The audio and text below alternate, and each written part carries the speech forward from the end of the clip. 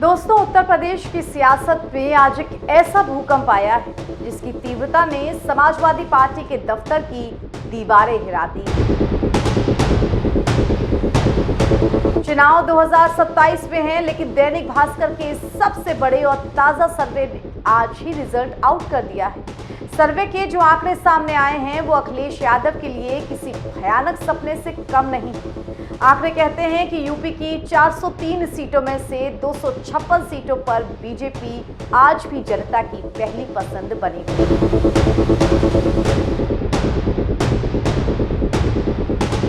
वहीं अखिलेश यादव का पीडीए वाला गुब्बारा पूरी तरह पिचकता हुआ नजर आ रहा है, क्योंकि सपा महज 135 सीटों पर सिमटती दिख रही है। आज की इस विशेष रिपोर्ट में हम आपको बताएंगे कि कैसे योगी ब्रांड के आगे अखिलेश की साइकिल पंचर हो गई, क्योंकि जनता आज भी बाबा के बुलडोजर और सुशासन पर भरोसा कर रही है, और कैसे अखिलेश यादव का जातिवादी दांव उनके ही गले की फांस बन गया है। नमस्कार, बहुत स्वागत आपका कंटाप न्यूज में। आपके साथ मैं हूं ऐश्वर्या। दोस्तों, दैनिक भास्कर ने यूपी के चप्पे चप्पे से जो राय जुटाई है उसने साफ कर दिया है कि उत्तर प्रदेश में योगी आदित्यनाथ सिर्फ एक मुख्यमंत्री नहीं है, बल्कि एक भरोसा बन चुके हैं। 403 में से 256 सीटों पर बीजेपी को स्पष्ट बहुमत यानी कि स्पष्ट बढ़त मिलती दिख रही है। ये साबित कर रही है कि जनता सुशासन, सुरक्षा और विकास के मुद्दे से कोई समझौता करना नहीं चाहती है। भले ही 2024 के लोकसभा नतीजों के बाद विपक्ष ने खूब जश्न मनाया, लेकिन विधानसभा के मूड ने अखिलेश यादव की सारी खुशियों को मातम में बदल दिया है। जनता मानती है कि अगर यूपी को माफिया राज से मुक्त रखना है तो योगी आदित्यनाथ का कोई विकल्प है ही नहीं। सर्वे में 256 का यह आंकड़ा बीजेपी के लिए योगी ब्रांड पर जनता की मोहर है। अखिलेश यादव पिछले कई महीनों से पीडीए यानी कि पिछड़ा, दलित और अल्पसंख्यक का राग अलाप रहे हैं। उन्हें लग रहा है कि जाति के नाम पर हिंदुओं को बांट देंगे और अपनी सत्ता की कुर्सी पा लेंगे, लेकिन भास्कर के इस सर्वे ने उनकी सोच पर पानी फेर दिया है। जनता ने साफ संदेश दिया है कि उन्हें जातिवादी राजनीति नहीं, बल्कि राष्ट्रवादी सुशासन चाहिए। अखिलेश यादव का ये पीडीए फॉर्मूला दरअसल तुष्टीकरण का नया लिफाफा है, जिसे यूपी की समझदार जनता जानती है और अब रिजेक्ट कर चुकी है। इस सर्वे के मुताबिक पिछड़ा और दलित समाज आज भी योगी जी का सबका साथ सबका विकास वाले नारे के साथ खड़ा है। अखिलेश की साइकिल अब भी उसी पुराने रास्ते पर है, जहां सिर्फ गुंडागर्दी और अराजकता का खौफ था, और जनता वहां वापस नहीं जाना चाहती है। सर्वे की एक और चौंकाने वाली बात है कि एनडीए के सहयोगी दलों को इस बार बड़ा नुकसान होता दिख रहा है। इसका मतलब साफ है कि जनता अब छोटे छोटे जातिवादी छत्रपों की बजाय सीधे ब्रांड योगी और ब्रांड मोदी को वोट देना चाहती है। सर्वे के अनुसार बीजेपी का अपना कोर वोट बैंक और भी मजबूत हुआ है, जबकि सहयोगियों की सीटों पर जनता ने नाराजगी जाहिर की है।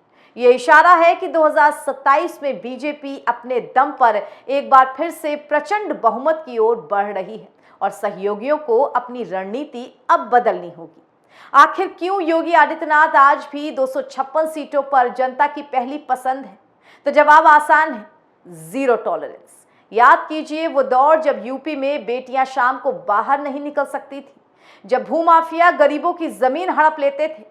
योगी बाबा ने आकर उस पूरे सिस्टम को बुलडोजर से साफ कर दिया। आज यूपी में एक्सप्रेसवे बन रहे हैं, एयरपोर्ट बन रहे हैं और निवेश का सैलाब आ रहा है। भास्कर सर्वे में जनता ने माना है कि योगी आदित्यनाथ के कार्यकाल में भ्रष्टाचार पर लगाम लगी है और कानून का इकबाल बुलंद हुआ है। अखिलेश यादव कितने ही रथ निकाल लें, कितनी ही जहरीली बयानबाजी कर लें, लेकिन वो योगी जी के साथ उनकी इस बेदाग छवि का मुकाबला नहीं कर सकते हैं।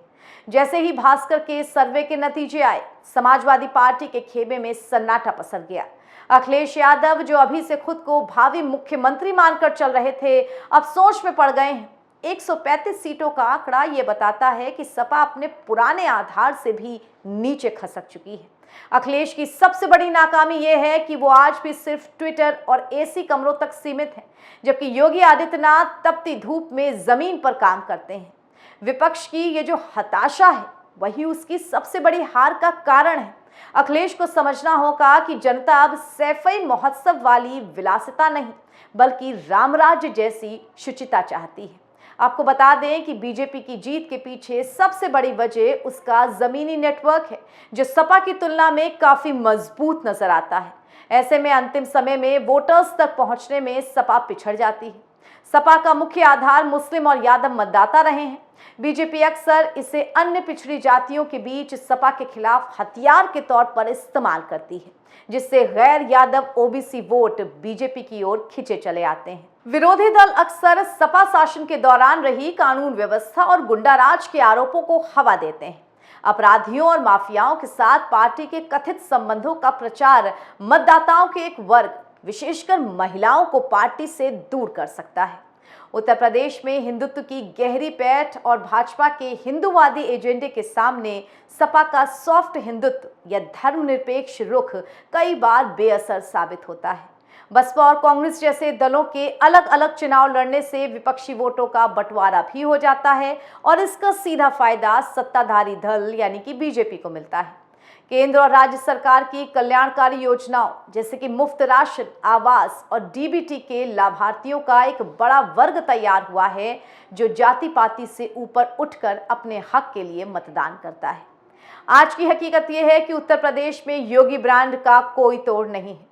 भास्कर सर्वे ये साफ कर चुका है कि 2027 में कमल एक बार फिर से शान से खिलेगा। सपा प्रमुख अखिलेश यादव का पीडीए वाला दांव फेल हो चुका है और उनकी जातिवादी सियासत का अंत अब नजदीक है। जनता ने तय कर लिया है कि यूपी की कमान उसी के हाथ में रहेगी जिसने प्रदेश को बीमारू से बेमिसाल बनाया है। वहीं दूसरी ओर 403 विधानसभा सीटों में से सपा को सिर्फ 135 सीटें मिलने का अनुमान जताया गया है। सर्वे के अनुसार सपा के 105 विधायकों में से लगभग 91% यानी कि 96 विधायकों के खिलाफ जनता में असंतोष है और लोग उन्हें दोबारा उम्मीदवार के रूप में नहीं देखना चाहते हैं। कुछ रिपोर्ट के अनुसार अवध क्षेत्र में सपा को बीजेपी पर बढ़त मिलती दिख रही है। वर्तमान में जिन सीटों पर मुस्लिम विधायक हैं, उनमें से 15 सीटों पर बीजेपी आगे चल रही है, जबकि 16 सीटों पर सपा का दबदबा कायम है। 2022 में पहली बार चुने गए सपा के 41 विधायकों में से 35 को जनता दोबारा टिकट देने के पक्ष में नहीं है। पूरे मामले पर अब आपकी क्या राय है? आपको क्या लगता है कि 256 का यह आंकड़ा 2027 में 300 के पार जा पाएगा? क्या अखिलेश यादव की राजनीति अब खत्म हो चुकी है? कमेंट बॉक्स में अपनी राय जरूर दीजिए। वीडियो को लाइक करें, शेयर करें और देश दुनिया की तमाम अपडेट से रूबरू रहने के लिए जुड़े रहिए कंटाप न्यूज के साथ। नमस्कार।